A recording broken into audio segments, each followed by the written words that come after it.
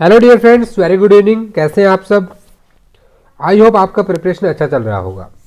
देखिए, Indian evidence act की series में अभी तक हम टोटल 30 लेक्चर्स कवर कर चुके हैं। इन 30 लेक्चर्स में ऑलमोस्ट हमारा एविडेंस एक्ट कंप्लीट हो गया है। जिससे प्रीवियस लेक्चर, जो लेक्चर नंबर 30 था, वह हमने स्टार्ट किया था डॉक्यूमेंट्री एविडेंस।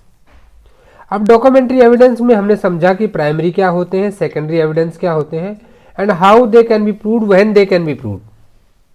अब आपको किसी डॉक्यूमेंट को प्रूव करना है कि वो जेन्युइन है या नहीं है। तो जेन्युइनिटी कैसे प्रूव की जाएगी? हैंड राइटिंग से या फिर सिग्नेचर से? हमने वो भी कल डील किया 67 से लेके 73 तक। लेकिन ये बार बार वर्ड आ रहा है डॉक्यूमेंट। अब ये डॉक्यूमेंट कितनी तरह के होते हैं?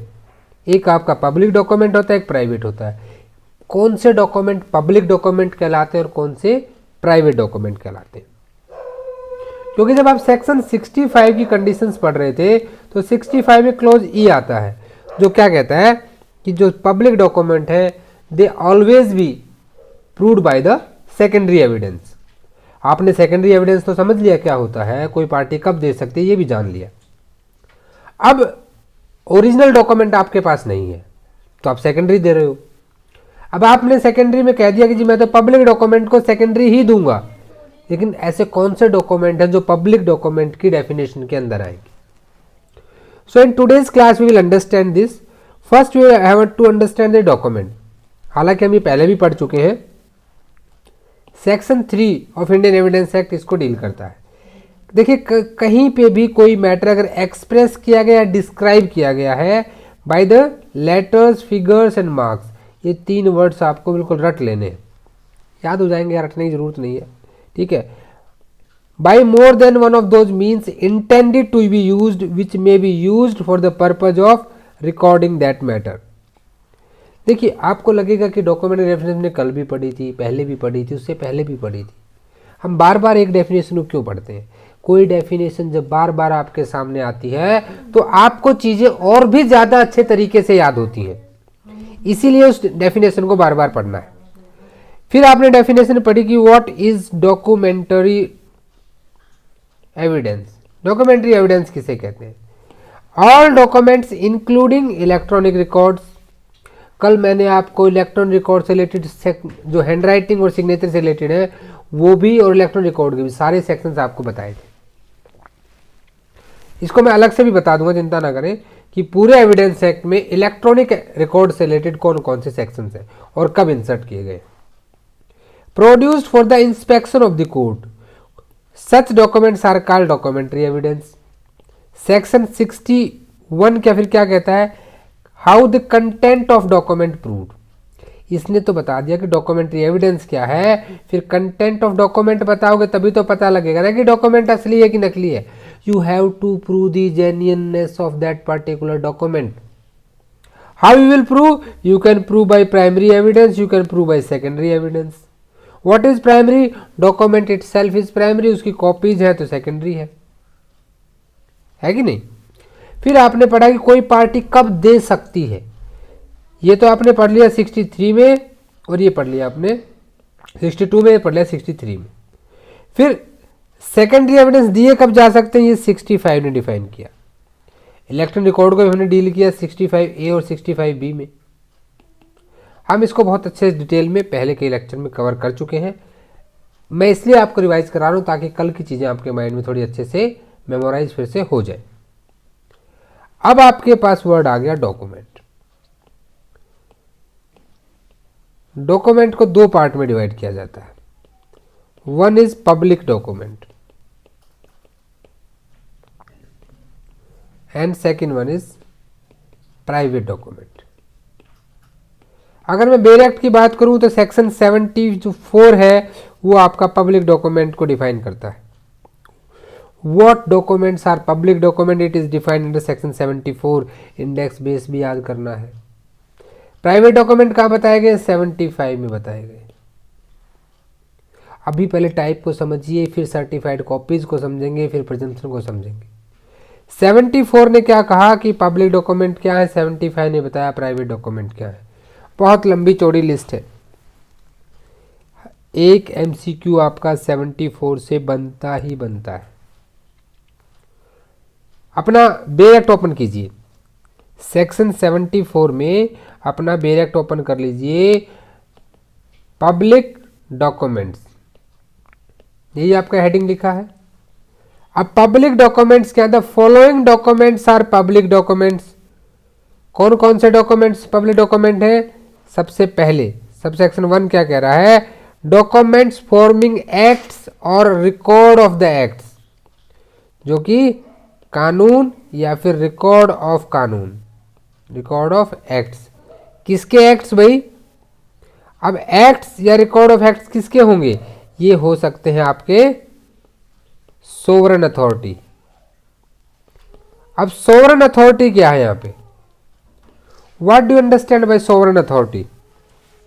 सोवरेन अथॉरिटी मीन्स आपका जो यूनियन ऑफ इंडिया का रिकॉर्ड है उसको कहा जाता है। Who is sovereign here? India. Union of India का जो रिकॉर्ड है उसे ऑफ द सोवरेन अथॉरिटी कहा जाएगा। उसके बाद क्या है? जो आपके ऑफिशियल बॉडीज के, ऑफिशियल बॉडीज और ट्रिब्यूनल, ट्रिब्यूनल्स आपके अलग अलग हो सकती हैं। आर्म फोर्सेस ट्रिब्यूनल है, आपकी इलेक्शन ट्रिब्यूनल्स है, आपकी इंडस्ट्रियल ट्रिब्यूनल्स है, बहुत सारे अलग अलग ट्रिब्यूनल्स हैं, उनके सारे रिकॉर्ड हो गए, ऑफिशियल बॉडीज के हो गए। सिर्फ कानून पार्लियामेंट बनाता है, ये बात सही है, लेकिन उनका रिकॉर्ड भी तो रखा जाता है। उसके बाद आपका आ जाता है जितने भी public officers, PO, public officers, legislative से related, judicial and executive of any part of India और ऑफ कॉमनवेल्थ और of foreign country. So remember this. कई स्टूडेंट्स को डाउट हो जाता है कि ये क्या सिर्फ इंडिया के डॉक्यूमेंट्स की बात करा? नहीं, चाहे वो डॉक्यूमेंट इंडिया के बिलोंग करते हो या किसी फॉरेन कंट्री से बिलोंग करते हो, वो आपके पब्लिक डॉक्यूमेंट के परव्यू में आते हैं। इनमें हम चर्चा करेंगे अच्छे से। सब सेक्शन 2 और देख लीजिए साथ साथ, यहीं पे लिख लेते हैं सब सेक्शन 2 को। 74 का सब सेक्शन 2 ये कहता है कि ऐसे documents public records kept in state of private documents, यानी कि प्राइवेट डॉक्यूमेंट जो किसने रख रखे हैं? स्टेट ने रख रखे हैं। अब ऐसे कौन से प्राइवेट डॉक्यूमेंट हैं जो स्टेट रखता है? आपकी कोई प्रॉपर्टी है, आपने उसकी सेल डीड करा दी, तो कहाँ रहती है सेल डीड? स्टेट के पास रहती है, पब्लिक ऑफिस में रहती है ना, रजिस्ट्रार के पास रहती है। तो सेल डीड इसके सब सेक्शन 2 के साथ में लिख ले, फॉर एग्जाम्पल सेल डीड। ठीक है, तो ये सारे के सारे आपके पब्लिक डॉक्यूमेंट होंगे। अब मैं आपको एक ऐसी चीज बता दूं जिससे आपको याद हो जाएगा। पब्लिक डॉक्यूमेंट को अगर आपके सामने कोई डॉक्यूमेंट आ जाता है कि क्या बताएं इनमें से which one of the following is a public document, इस तरह के क्वेश्चन इससे जनरली आते हैं और मैक्सिमम चांसेस रहते हैं यहाँ से क्वेश्चन आने का। सीधी सी एक बात याद रखनी है, बहुत ध्यान से सुने। अगर कोई भी एक, जिसको कहते हैं mango people, if a common man can take the certificate copy of it, then it is a public document. अगर कोई कॉमन आदमी उसकी एक सर्टिफाइड कॉपी ले सकता है तो वो पब्लिक डॉक्यूमेंट है। The document which related to the public, जो पब्लिक के लिए ओपन है, और अगर एक कॉमन मैन उसकी सर्टिफाइड कॉपी नहीं ले सकता तो वो आपका पब्लिक डॉक्यूमेंट नहीं है। FIR हर जगह अवेलेबल है आजकल, तो कि कोई भी चेक कर सकता है, पब्लिक डॉक्यूमेंट। ठीक है, तो ये आपके पब्लिक डॉक्यूमेंट हो गए।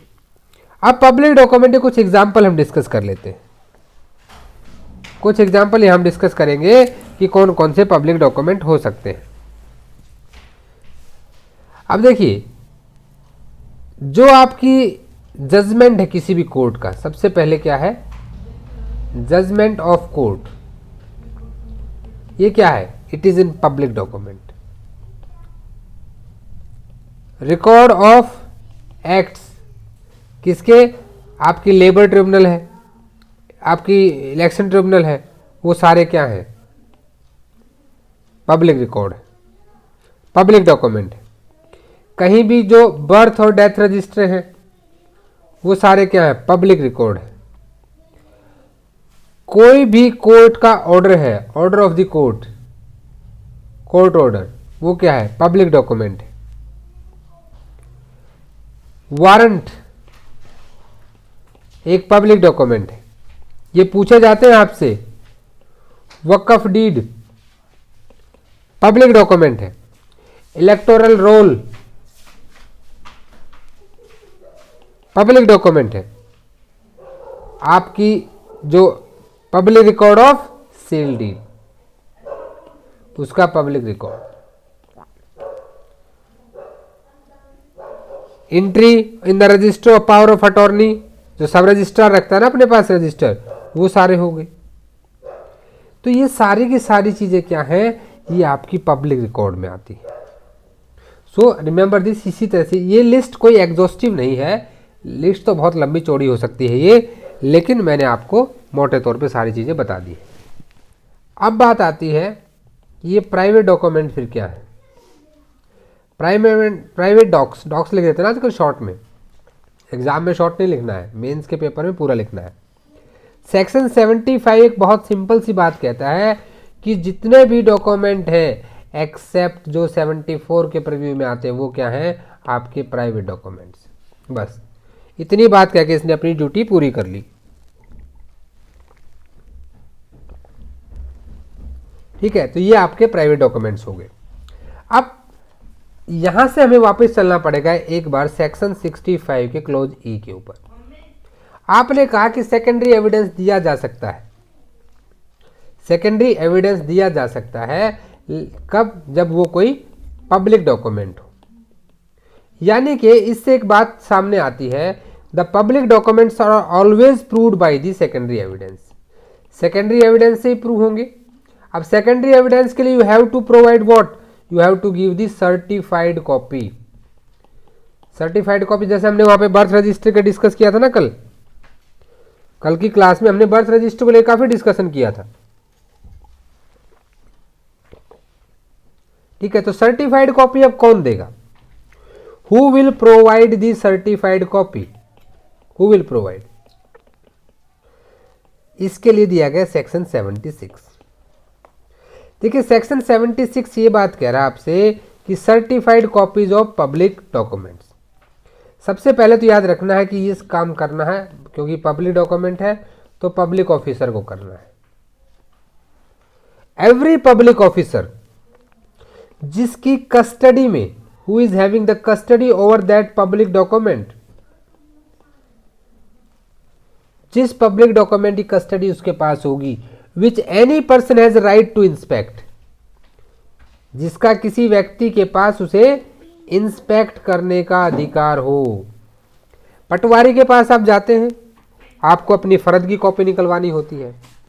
ठीक है, आप अपना इंतकाल है उसकी कॉपी निकलवाते हैं, तो ये सारी चीजें क्या है, उसको देनी पड़ेगी। shall give that person on demand a copy it on the payment of legal fee। भाई उससे लीगल फीस लेकर आपको क्या करना पड़ेगा, वो देनी पड़ेगी कॉपी, अगर वो डिमांड करता है। Together with a certificate return, ये बड़ी इंपॉर्टेंट लाइन, इसको हाईलाइट कर ले। Together with a certificate return at the foot of such copy, उस जो कॉपी होगी ना, मान लीजिए उसकी कॉपी है तो इसके नीचे लिखा जाता है, तस्दीक की जाती है कि यह कागजात दुरुस्त पाया गया है हमारे रिकॉर्ड के हिसाब से। तो अलग अलग तरीका है। तो यहाँ के इसके फुट के ऊपर क्या करेगा, एक वहाँ पे रिटर्न जो है सर्टिफिकेट लिखेगा। ठीक है, क्या लिखना है वहाँ पे, that it is true copy of such document और part there of as the case may be and such certificate shall be dated and subscribed by such officers with his name and official seal. या याद रखना, आपको जो foot है यहाँ पे उसका नाम लिखा जाएगा, सील लगेगी और डेट भी देनी होगी, किस डेट में किसके द्वारा ये सर्टिफाइड किया गया है। And shall be sealed whenever such officer is authorised by law to make use of seal. जैसे आपका क्या होना है, आप जाते हैं किसके पास, नोटरी के पास। सब अपनी लाइफ में एक बार नोटरी के पास जरूर गए होंगे। वो क्या करता है, टेस्ट करता है। लीगल फील्ड में नोटरी एक अच्छा खासा करियर अपॉर्चुनिटी है आप सबके लिए। बट मैं चाहता हूँ कि आप जुडिशरी में जाए, नोटरी ना बने, वो भी अच्छा है ऑप्शन, लेकिन जुडिशरी होती है भाई। So whenever such officer is authorised by law to make use of seal and such copies so certified shall be called certified copies. आप देख रहे हैं सेक्शन 76 ने क्या क्या बता दिया, डेफिनेशन बता दी। किसकी डेफिनेशन, कि सर्टिफाइड कॉपीज क्या होंगी। ये बता दिया हु विल गिव, कौन उसको देगा, and how will be certified, कैसे सर्टिफाइड की जाएंगी, बाय दैट पब्लिक ऑफिसर। इन सारे सवालों के जवाब आपके 76 ने दे दिए। Any officer who by the ordinary course of official duties authorised to deliver such copies shall be deemed to have the custody of such documents within the meaning of this section।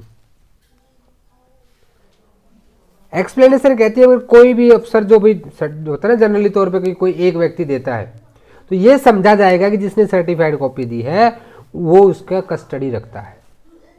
So 76 is a defining section which defines the certified copies and how they will be given by the public officer. ठीक है, अब यहीं पे 77 को भी थोड़ा deal कर लेते हैं। 77 कहता है proof of document by production of certificate copies. 65E में आपने कहा कि जी मैं सेकेंडरी एविडेंस दे सकता हूं, ठीक है, क्योंकि 63 ने कहा सेकेंडरी से प्रूव कर दो, 65 कंडीशन मैंने फुलफिल कर दी। Now the time came to give the proof for the genuineness of my document, proof of document by production of certified copies. जो 76 में आपको सर्टिफाइड कॉपीज मिली है उन सर्टिफाइड कॉपीज से क्या करना है, सच सर्टिफाइड कॉपीज में be produced in proof of the content of public document.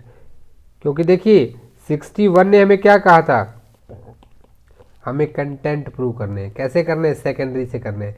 Secondary में कहा 63 में दे सकते हैं। 65E ने कहा कि पब्लिक डॉक्यूमेंट सेकेंडरी में दिया जाएगा। सर्टिफाइड कॉपी 76 ने बनवाई, 77 में हमने प्रूव कर दिया। You got this bunch, this is the bunch. इस तरह से अगर आप एक बार लिंक करके सारे सेक्शन को समझ लेते हैं तो आपको चीज़ें बहुत अच्छे से समझ में आ जाती है। अब जनरली देखिए होता क्या है कि सर्टिफाइड कॉपीज को हम अलाउ क्यों करते हैं, क्योंकि ये माना जाता है कि जो पब्लिक सर्वेंट है वो अपना काम बहुत अच्छे से करते हैं और बहुत सही तरीके से करते हैं, चाहे सच्चाई कुछ भी हो। दिस इज द प्रिजम्पशन, ये प्रिजम्पशन मानी जाती है। अब यहीं पे 78 पे आ जाइए। 78 कहता है proof of other official documents. 77 ने क्या कहा आपको, देखिए 77 का बंच क्या समझ में आया। 61 ने कहा कि प्राइमरी और सेकेंडरी दे सकते हो 63 में। 63 ने कहा कि 65 कंडीशन पूरी करो। ई ने कहा कि पब्लिक डॉक्यूमेंट को भी क्या होना चाहिए, सर्टिफाइड कॉपी मानी जाएंगी। 74 ने बताया पब्लिक डॉक्यूमेंट क्या होते हैं। 76 ने बताया सर्टिफाइड कॉपीज कैसे मिलेंगी। 77 ने कहा पब्लिक डॉक्यूमेंट को प्रूव कर दिया जाएगा। लेकिन पब्लिक डॉक्यूमेंट के अलावा भी बहुत सारा ऑफिशियल रिकॉर्ड होता है, तो ऐसे ऑफिशियल डॉक्यूमेंट को कैसे प्रूव करेंगे ये 78 बताता है। प्रूफ ऑफ ऑफिशियल डॉक्यूमेंट्स, इसके एक नई स्लाइड लेते हैं हम। 78 को समझिएगा। देखिए यहां पे टोटल 5 तरह के डॉक्यूमेंट है। 78 के आगे लिख लीजिए how to prove official documents. अब आप टाइप ऑफ डॉक्यूमेंट देखिए आपके पास क्या है। 1, पहली टाइप क्या है, जितने भी एक्ट्स, ऑर्डर्स या नोटिफिकेशंस है बाय सेंट्रल गवर्नमेंट ठीक है, जो अपने डिपार्टमेंट्स के लिए उसने दिया है। इनको हम कैसे प्रूव करेंगे, पहली चीज ये। So they will be proved by their records certified by HOD, head of the department ने सर्टिफाई कर रखा हो। दूसरी चीज क्या है इसको प्रूव करने का तरीका, कि प्रिंटेड फॉर्म होने हो गवर्नमेंट के, प्रिंटेड डॉक्यूमेंट्स ऑफ गवर्नमेंट। अगर गवर्नमेंट ने कोई चीज प्रिंट कर दी है तो अपने आप में क्या हो जाएगी, that can be prove. Sub section 1 देखिए क्या कहता है, acts orders notification of central government in any of its departments, acts orders notification by central government of any departments और द क्राउन रिप्रेजेंटेटिव्स। हालांकि और द क्राउन रिप्रेजेंटेटिव आपको याद रखने की जरूरत है, फिर भी यहाँ पे क्राउन रिप लिख लीजिए, ऑफ एनी स्टेट गवर्नमेंट और any department of any state government by the records of departments certified by the head of those departments respectively, or by any document purporting to be printed by order of such government as the case may be of the crown representative, central government हो या फिर आपकी state government हो। बहुत simple सी चीज है, A4 paper पे लिखिए, acts order notification by state government और central government for its departments और by crown representative can be proved, उसके आगे लिख लीजिए यहाँ पे, can be proved by 2 methods, by their record of that office certified by the head of the department and printed documents by the government by order of government, पहली चीज हो गई। अब दूसरा यहां क्या बात कर रहा है, दूसरे पर चलते हैं। सेकंड कहता है कि जितनी भी आपकी लेजिस्लेटिव प्रोसीडिंग्स है, how we will prove that. जितनी भी लेजिस्लेटिव प्रोसीडिंग्स है तो वहां पे आपको मैं बता दूं कि एक तो जर्नल्स के द्वारा, फिर पब्लिश्ड एक्ट, अपने ऑफिशियल गैजेट में एक्ट क्या होते हैं, पब्लिश होते हैं, फिर और again printed documents by order of government. इस डॉक्यूमेंट को इस तरीके से प्रूव किया जाएगा। पढ़िए sub section 2, the proceeding of the legislature by journals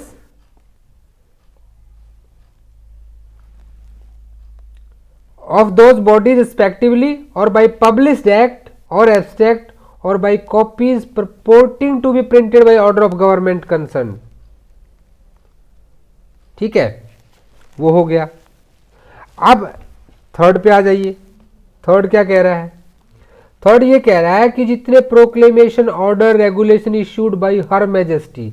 देखो यार, अभी भी ना हमारा देश आजाद हुआ था 1947 में, we got the independence on that 15 August 1947, but still यार अंग्रेज चले गए, अब तो जान छोड़ दो।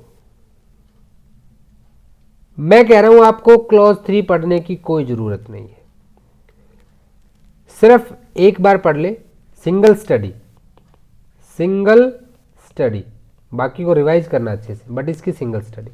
प्रोक्लेमेशन ऑर्डर और regulation issued by her majesty और बाय प्रिवी काउंसिल और by any department of her majesty's government by copies और extract contained in London gazette purporting to be printed by queen's printer.